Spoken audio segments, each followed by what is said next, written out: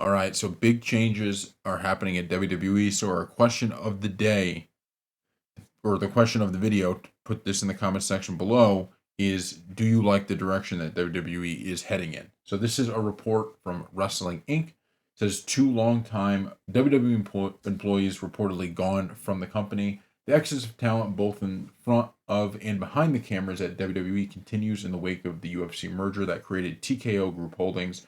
On Saturday, Pro Wrestling Insider reported that Michael Levin, who served as vice president of international events and general manager of emerging markets, exited WWE after more than 7 years with the company.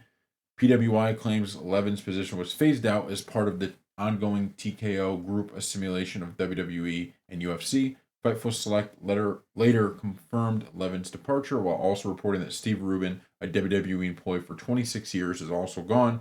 Rubin's most recent title was Senior Director, TV Event Relations. He started as a production assistant in 1998. Fightful doesn't provide a reason for Rubin's exit. As of writing, it's unclear if he quit, was fired, or simply didn't have his contract renewed. So, I think there's a lot of talk about the effect of the lawsuit on WWE and all of that, but what people haven't really talked all that much about is what the source of, or the theme of this article is, which is, and we're going to read this first line again: the exodus of talent, both in front of and behind the cameras at WWE, continues in the wake of the UFC merger that created TKO Group Holdings. PWI claims Levin's position was phased out as part of the ongoing TKO Group assimilation of WWE and UFC.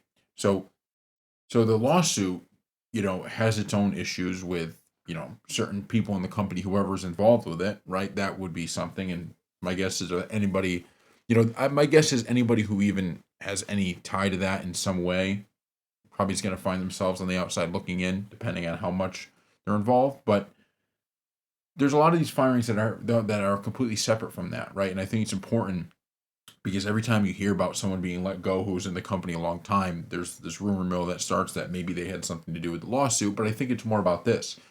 This merger has now created probably people who either their jobs, overlap, and so you only need one of them, or TKO's like, we want to put our own people in place, or whatever that is. So you're going to see a lot of these longtime WWE employees now being let go due to the fact that this happened. And it is interesting to wonder if, let's say, if Vince, if the lawsuit didn't happen and all that stuff didn't happen, if Vince was still in charge, would there be a different, would this be different, right? Would there be some of WWE's longest tenured people being let go? And I don't know if it could be, right? Maybe this was just what was going to happen. But part of me thinks maybe Vince would be like, he may be fighting to keep some of these guys. Whereas with Triple H and, whatever, in The Rock in this position, they're probably like, look, we have to move past, some of we got to basically move on, right? We need to take this in a new direction. And it's interesting to think about that. I don't know what the case would be, but it is interesting to think. So thank you all for watching, and we will see you next time.